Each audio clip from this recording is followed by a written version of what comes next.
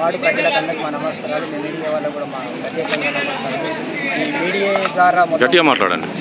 ద్వారా మొత్తం టోటల్గా మేము ఏం చెప్పదలుచుకున్నామంటే, శ్రీనివాస్ గౌడ్ చేసిన 10 సంవత్సరాల పరిపాలనలో ఊర్లలో గుడులు బడులు అన్ని రోడ్లు మోరీలు అన్నీ అభివృద్ధి చేసిన పనులు అప్పుడే ఉన్నాయి. కాబట్టి ఇప్పుడు జనాలు 2.5 సంవత్సరాల కోసం మోసపోయారు. కాబట్టి జనాలు మొత్తం కాంగ్రెస్కు ఓటు వేయకూడదని కంకణం పట్టుకొని వాళ్ళు అంతా ఖచ్చితంగా మా ఎంబడి చేస్తున్నారు. కాబట్టి ఆ కేసీఆర్ చేసిన పరిపాలన, నీళ్లు, నదులు, పంట పొలాలకు అన్ని రకాలుగా అంతా సేవ చేసిండు. కాబట్టి ఆ చేసిన పనుల నీళ్ళు మర్చిపోయి డబ్బులు, మందు, మద్యంకు ఏర్లై పారించి జనాలను మొత్తం మోసం చేసి మాయపూర్వకంగా మొత్తం నాశనం చేసి పెడుతున్నారు. కాబట్టి మన జనాలు టీఆర్ఎస్ ప్రభుత్వం వస్తేనే మాకు బాగుంటుందని మాకు అందరూ పట్టం కట్టినారు. కాబట్టి ఆ ప్రజలకు మేము దూసుకెళ్తున్నాం. కాబట్టి ఆ ప్రజల సహకార్యం మన లోపల ఉంది. కాబట్టి మాకు మంచి మెజార్టీతో గెలిపించి మన సీనాలకు గిఫ్ట్గా ఇస్తారని ఆ జనాల నమ్మకం చూసేసి ఆయన అన్న చేసిన పనులకు మాకంతా చాలా మంచిగా ఉంది. కాబట్టి మేము సంతోషంగా గెలుస్తామని మేము కోరుకుంటున్నాం.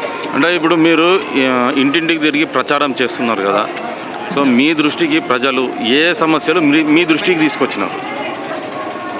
ఇంటింటికి చేసి వచ్చిన ప్రచారంలో ఏం మా దృష్టికి తీసుకొస్తున్నారంటే, ఆ 10 సంవత్సరాలు ఈ 2.5 సంవత్సరాల నుంచి మాకు అందింది మాకు ఒకటి ఏం లేదు.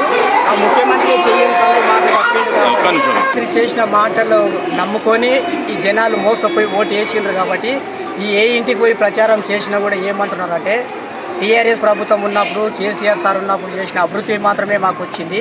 ఇప్పటి వరకు ఏ సమస్యలు వాళ్ళు ఇచ్చినవి మాకు అందుతలేవు, చేసలేరు. మేము మోసపోయి ఓటు వేసినాము, మోసపడుతున్నామని కూడా వాళ్ళు జనాలు మా కడుపులో చేతు పెట్టి వాళ్ళని అడుకునడం వల్ల కూడా వాళ్ళ బాధలు మేము చూడలేకపోతున్నాం. కాబట్టి ఈసారి ఖచ్చితంగా మీకు ఓటు వేసి గెలిపించి సీనాలకు కేసీఆర్కు గిఫ్ట్గా నీకు పంపిస్తాం బిడ్డ అని ఈ వార్డు ప్రజలు మొత్తం టోటల్గా మాకు చెప్తున్నారు. కాబట్టి దాన్ని పట్టుకొని మేము ముందుకెళ్తాం. ఒకవేళ మీరు గెలిస్తే ఈ వార్డు ప్రజలకు డెవలప్మెంట్ పరంగా మీరు ఏమేమి చేస్తారు? డెవలప్మెంట్ ప్రకారంగా ఏమేమి చేస్తామంటే, వాళ్ళు మేము చేసిన పనులు ఏమేమి ఉన్నాయో అవన్నీ మిగిలిబాటు మాకు అట్లనే ఉంచింది. కాబట్టి ఆ పనులను మొత్తం మేము కంప్లీట్ చేస్తామని కూడా ఈ ప్రజలకు నమ్మకంగా చెప్తున్నాము. ఈ ప్రజలలో మేము అదే చేస్తాం. ఎందుకంటే మేము ఇండ్లు కట్టే రకమే కానీ కూలగొట్టే రకం అయితే మాది కాదు. కాబట్టి కేసీఆర్ ప్రభుత్వం, కేసీఆర్ చెప్పిన అడుగుజాడలనే మేము నడుస్తాం. కాబట్టి వాళ్ళలాగా కాంగ్రెస్ వాళ్ళలాగా మాట అని తప్పేది మా దగ్గర ఉండదు. మాట ఇస్తే తప్పేది లేదు, మేము తిప్పేది లేదు. మీ 3వ డివిజన్లో ఏ కాలనీలు వస్తున్నాయి?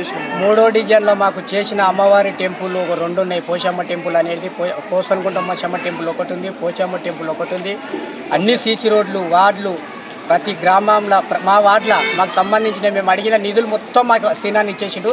ఒక 7-8 మంది ప్రాణాలు పోతే కూడా హాస్పిటల్ విధంగా కూడా మొత్తం టోటల్గా ఒకరొకరికి 5 లక్షలు 10 లక్షలు పెట్టి బతికించి మేము కార్యకర్తలం పోయి హాస్పిటల్ చుట్టుముట్టు కూర్చొని అన్న మా కార్యకర్తకి ఇట్లా అయింది, మన వార్డు పిల్లలకి ఇట్లా అయిందంటే అన్న కూడా మాకు వచ్చేసి హాస్పిటల్లో 5 లక్షలు 10 లక్షలు 4 లక్షలు 3 లక్షలు ఎంతవరకు ఉంటే అంతవరకు సేవ చేసి మనం వాళ్ళని బతికించుకోవాలి బిడ్డ, వాళ్ళు బతికించుకుంటే మనకు రేపటి నాడు చాలా అవకాశం ఉంటుంది అని సీనాన్న చెప్పింది. కాబట్టి మేము రాత్రి పగులు కష్టపడి కృషి చేసి వాళ్ళని బతికించిన సందర్భాలు మాకు చాలా ఉన్నాయి. మాకు హాస్పిటల్ పరంగా సీనాన్న ఇప్పుడు ప్రభుత్వంలో లేకపోయినా కూడా ఇప్పటికి కూడా మేము సీనాన్న మా వార్డులకి వర్క్ జరగలేదు, హాస్పిటల్ పని ఇబ్బంది ఉందనంటే మా కోసం వచ్చిండు. మొన్న ఎవరికో కాదు, సొంతం మా బామ్మర్దికి కూడా మా వార్డు కాదు, వేరే విలేజ్ రాజాపూర్ విలేజ్ అయితే కూడా అన్న మా బామ్మర్దికి ఇట్లా అయిందంటే, మీ బామ్మర్దే కదా బిడ్డ, వేరే వాడైనా మనకు సంబంధం లేదు, ఏ సంబంధం లేదని హైదరాబాద్ నుంచి డైరెక్ట్ హైదరాబాద్లో అయితే అన్న కూడా నాగర్కర్నూలులో ఉంటే, నాగర్కర్నూలు కేటీఆర్ మీటింగ్లో ఉంటే కూడా ఆ మీటింగ్ అయిపోగొట్టుకొని చక్కగా హాస్పిటల్కి వచ్చేసి ఉస్మానియా హాస్పిటల్కి వచ్చేసి నిమ్స్ హాస్పిటల్ ఉస్మానియా హాస్పిటల్ 2 తిప్పేసి ఎంతో కష్టపడి ఆయన కూడా కృషి చేసి ఒక 5 లక్షలు హెల్ప్ చేసిండు ప్రభుత్వంలో లేకుంటే కూడా. అలాంటి వ్యక్తికి మేము గిఫ్ట్గా ఇవ్వాలి ఈ 3వ వార్డు గెలిచి అనేది ప్రజలలో మొత్తం అంతా దూసుకుపోతున్నాము. మాకు ఈ మీడియా వల్ల ఈ ప్రచారం మంచిగా వచ్చింది. ఈ వార్డు ప్రజలకు అందరికీ కలిసి మా ధన్యవాదాలు తెలియజేస్తాం. జై తెలంగాణ. 3వ వార్డు కార్యకర్తని రైతులు సంజీవ గారిని 3వ వార్డు అంటే మేము గెలిపించాలి, మెజార్టీతో గెలిపించాలని మేము కోరుకొని బయటికి తీసుకొచ్చాము. మేము వద్దంటే కూడా రావాలని మేము ఖచ్చితంగా, ఎందుకంటే పార్టీకి పనిచేసినాము. నాగేష్ బాబు సంజీవ్ ఇద్దరు కలిసి పార్టీకి పోయినసారి కూడా టీఆర్ఎస్ నుంచి కొన్ని ఓట్లతోటి నాగేష్ బాబు పోయింది. ఆ జిద్దులో మేము పిల్లగాన్ని తీసుకొచ్చినాం, బయటికి తీసుకొచ్చి పిల్లగాన్ని గెలిపించాలి, ఖచ్చితంగా సీనన్నకు ఖచ్చితంగా చేపియాలి, పని చేపించి, లేకుంటే అప్పన్నపల్లెకు కూడా ముఖం చూపెట్టాడు ఆయన. ఎందుకంటే 2వసారి అయిపోయా, ఈసారి గెలిపించుకొని ఖచ్చితంగా వస్తామని చర్చ కట్టుకొని మేము రైతులం అందరం కార్యకర్తలం అందరము మా అక్కలు చెల్లెళ్ళు అందరూ కలిసి వచ్చి మేము ఖచ్చితంగా ముందుకు తీసుకొచ్చి ఇప్పుడు శ్రీనన్న అంటే శ్రీనన్న దేవుడు అంటే వెంకటేశ్వర్లు ఎంత అంత అయితే జడ్చల్ల నుంచి అప్పన్నపల్లి మన మహిమనార్ కొత్త గడియాడం వరకు అడుగులు లేకుండా కాళ్ళు ఇట్లా పెడితే కూడా సరిగ్గా నడిచిపోతాం. అటువంటి పనులు చేసిండు ఆయన.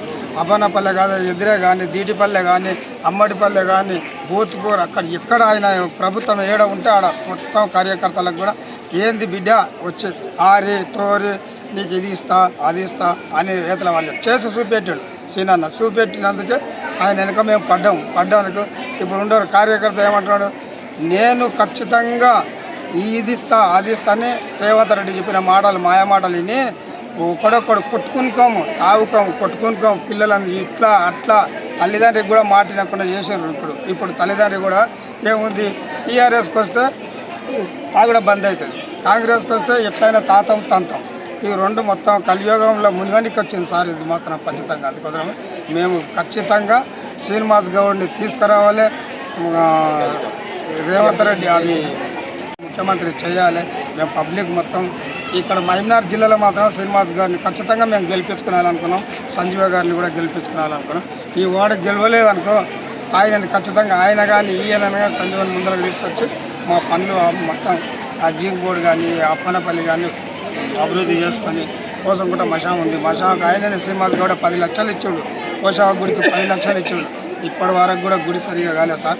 ఆయనను మొన్న కూడా అడిగినాం సార్ అంటే మన ప్రభుత్వం నాన్ బిడ్డ మన ప్రభుత్వం వచ్చినాక మొత్తం చేసుకొని పని అని ఎటు తిరిగి 3వ వార్డులో సంజీవుని ఖచ్చితంగా చేపించి గెలిపించుకొని తీసుకొని పోతామని మేము కోరుకుంటున్నాం సార్. హౌసింగ్ బోర్డు కాలనీ ప్రజలకు అప్పన్నపల్లి వార్డు ప్రజలకు 3వ వార్డు డివిజన్ నుంచి కమాల్ పార్వతమ్మ గారు, కమాల్ సంజీవ్ గారు బీఆర్ఎస్ పార్టీ నుంచి నిలబడడం జరిగింది. బీఆర్ఎస్ ఫస్ట్ ముందుగా టీఆర్ఎస్ పార్టీ ఉండే, ఇప్పుడు బీఆర్ఎస్ పార్టీగా వచ్చిన తర్వాత సీనన్న గారు పిలిచి అమ్మకు డాడీకి టికెట్ ఇవ్వడం జరిగింది. ముందుగా 10 సంవత్సరాల నుంచి జరిగిన అభివృద్ధులు మాత్రమే ఉన్నాయి. ఇప్పుడున్న రెండు సంవత్సరాల పాలనలో ఏం అభివృద్ధి జరగలేదు. అందువల్ల అమ్మని డాడీని నిలబెట్టడం జరిగింది. వారి నుంచి ఈ అభివృద్ధులన్నీ ముందుకు తీసుకురావాలని మేమందరం కోరుకుంటున్నాము. అందరి నుంచి వచ్చేది ఇప్పటి వరకు అభివృద్ధి జరగలేదు 2.5 సంవత్సరాల నుంచి. ముందుగా జరిగిన పరిపాలన టీఆర్ఎస్ పార్టీ నుంచి ఫస్ట్ ముందు 10 సంవత్సరాల నుంచి జరిగింది. ఇప్పుడు అమ్మ నాన్నల నుంచి ఇవన్నీ జరిపించాలని మేము ముందుకు తీసుకొచ్చినాము. అయితే ఇప్పుడు మీరు ప్రచారంలో ఇంటింటికి తిరిగి ప్రచారం చేస్తున్నారు కదా, ప్రజల స్పందన ఎట్లా ఉంది, ముఖ్యంగా మహిళల స్పందన ఎట్లా ఉంది? ఇంటింటి గడప దొక్కిన ప్రతిసారి లోపటున్న వాళ్ళ బాధలు చెప్పుకుంటున్నారు. 2 సంవత్సరాల నుంచి మాకేం జరగలేదు. మీ పరిపాలన నుంచి 10 సంవత్సరాల పరిపాలన మాకు బాగుంది. ఎందుకంటే ఎన్నో గోసలు పడుతున్నాం, ఎంతో కష్టాల నుంచి ఉన్నాం. 2 సంవత్సరాల నుంచి మాకు ఏమీ అభివృద్ధి జరగలేదు. మీరు వస్తే మళ్ళీ మాకు అన్ని సమస్యలు తీరుస్తారని మేము అనుకుంటున్నాం. మిమ్మల్ని మంచి మెజారిటీతోని గెలిపిస్తామని వాళ్ళు చెప్తున్నారు.